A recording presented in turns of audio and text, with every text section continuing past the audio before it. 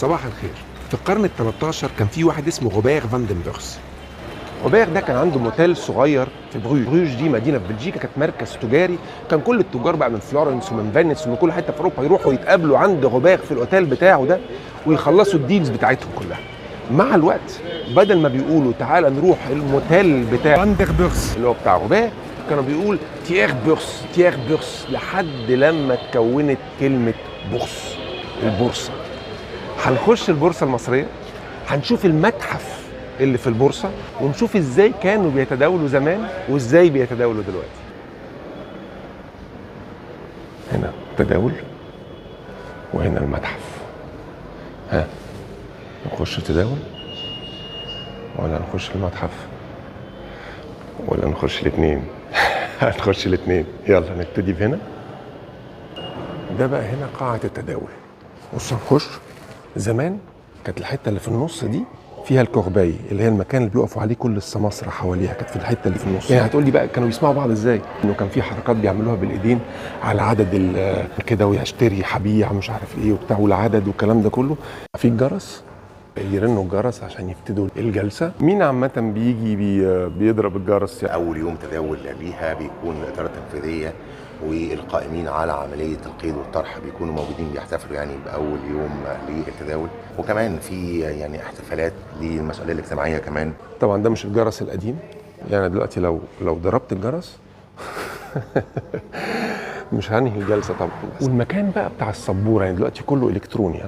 زمان كان المكان بتاع السبوره هنا فوق، كان فيه زي ميزانين كده بيقفوا فوق وبيطلعوا لهم الحاجه، بيحطوا السعر في الجردل والجردل يقوم طالع فوق وكاتب على السبوره وماسح. طبعا شغلانه صعبه جدا، يعني لازم يبقى دقيق قوي ولازم يبقى سريع قوي. كان لازم الكلام ده كله يحصل قدام الناس كلها بعلانيه وشفافيه، يبقى السعر متقال والناس كلها سامعاه، والناس كلها ممكن تخش في التريد، ممكن تخش في البيعه دي، مش ان تبقى حاجه معموله بالدرع. بعد كده فوق بقى الحته اللي فوق دي كان فيها بقى المراقبين او مكاتب السمسره كلها داير ما يدور هنا فوق. يعني في شاشة منهم بتمثل أو بتعرض الأوراق المالية المتداولة خلال اليوم، والشاشة الثانية بتعرض الأسهم الأكثر ارتفاعا سعريا طبعا خلال جلسة التداول. ده المتحف بقى. بصوا دي سيميوليشن، دي الكورباي كان شكلها كده بس اكبر بكتير قوي، دي نموذج مصغر. ويبيعوا ويشتروا. طبعا دي جلسه الناس قاعده، دي واضح انها جلسه ما فيهاش بيع وشراء يعني. وكورباي ليه بقى؟ بصوا في النص ورد. هل بقى عشان كانوا بيحطوا فيها ورد فسموها كورباي؟ مش عارف. ده منظر الاسهم. حاجه عظمه. قناه ماريتيم دو سويس، قناه السويس.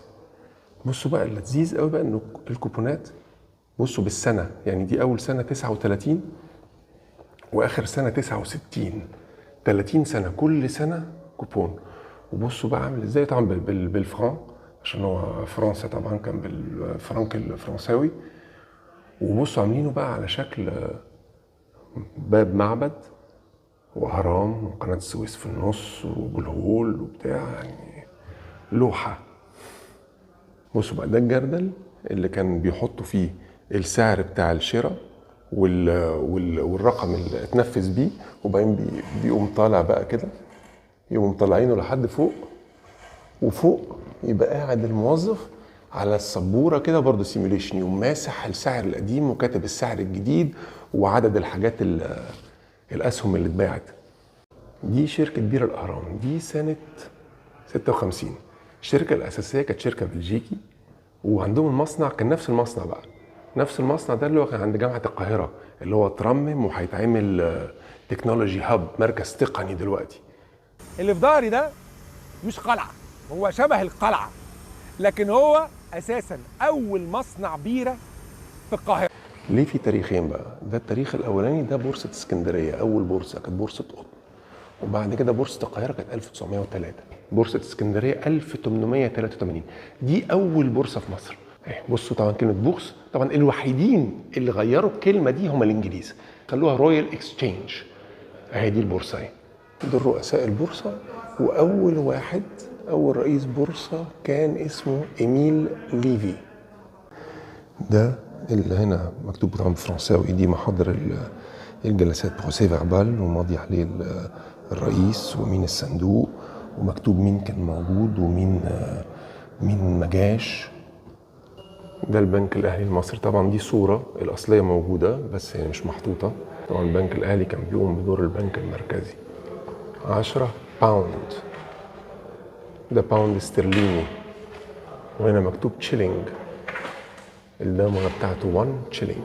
المبنى ده هو المبنى الاساسي او الرئيسي او الاول بتاع البورصه، ولا كان في مبنى تاني قبل كان في كده؟ مبنى تاني جروبي اللي كان موجود في جروبي، كان موجود. كانت البورصه كانت هناك قبل مبنى بجروبي.